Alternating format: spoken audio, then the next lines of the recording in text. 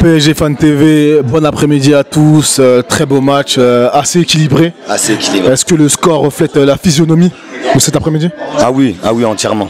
Ah oui, entièrement. Paris en mode patron. Paris ne s'est pas inquiété forcément de la force de frappe de Nice. Donc non, pour moi, Paris mérite la victoire, amplement. On a plus tiré qu'au but, donc non, on mérite la victoire totalement. Que peut-on dire de la performance des Niçois? J'ai trouvé que leur jeu allait beaucoup plus vers l'avant. Ouais. Ils avaient plus tendance à casser les lignes sur leur passe. En première mi-temps, un jeu vraiment très fluide de la part des Niçois. Nous, un peu de tâtonnement, un peu moins de profondeur, notamment sur le côté droit avec Mbappé.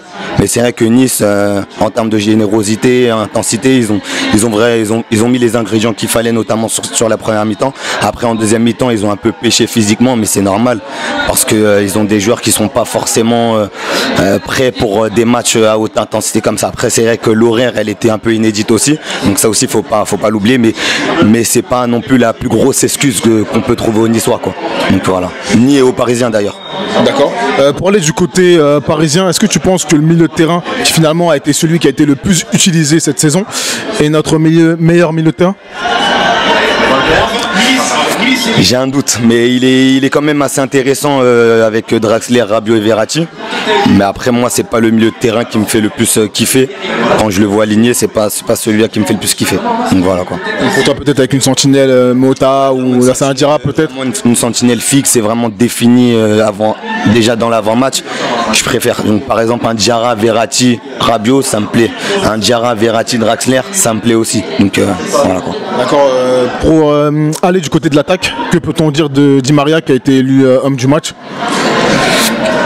Je t'avais dit de pas me parler de ce mec-là. Hein. Non, franchement, ça serait pas objectif de ma part de pas souligner la performance qu'il a fait cet après-midi. Donc voilà, je suis obligé de reconnaître. Il a fait un très bon match, mais après voilà, c'est pas un mec que j'ai dans mon cœur forcément. Donc voilà quoi. D'accord. Mbappé, cet après-midi, qui a eu un peu de mal à faire la première passe, à centrer également. Même sur la dernière. Cavani et Solé. Sur la dernière passe aussi, des fois il a pêché, des fois il était hors jeu. Je crois il m'a peut-être une ou deux fois il a été hors jeu, vraiment des situations où ça aurait pu donner quelque chose. Donc ça fait partie des choses qu'il doit travailler. Il a encore 19 ans, donc voilà. Mbappé, je pense que on pourra vraiment le juger quand il aura 21, 22 ans. On pourra vraiment dire voilà, est-ce qu'il a franchi des paliers.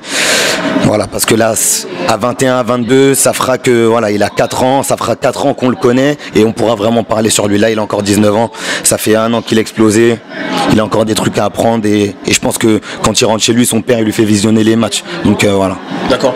Et enfin, pour finir, un des débats de la saison, Berchiche-Kurzawa, que dire?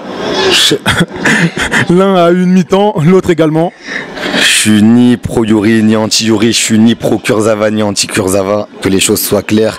Mais là, sur la première mi-temps, faut être sincère, Yuri, il est pas très bon. Et Kurzawa, on craint le pire à son entrée. Au final, défensivement, il est impeccable. Donc, une très bonne entrée de Kurzawa. Là, je suis obligé. Pareil, ça serait mentir de dire qu'il a été nul.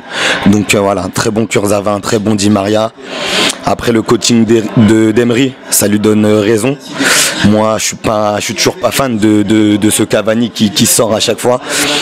J'ai l'impression que le torchon brûle aussi entre les deux hommes. Donc, quid de tout ça? J'espère que Cavani va pas nous quitter en fin de saison parce que ça serait vraiment regrettable. C'est notre goléador comme je l'ai toujours souligné. Donc voilà quoi. Merci à toi. Ouais.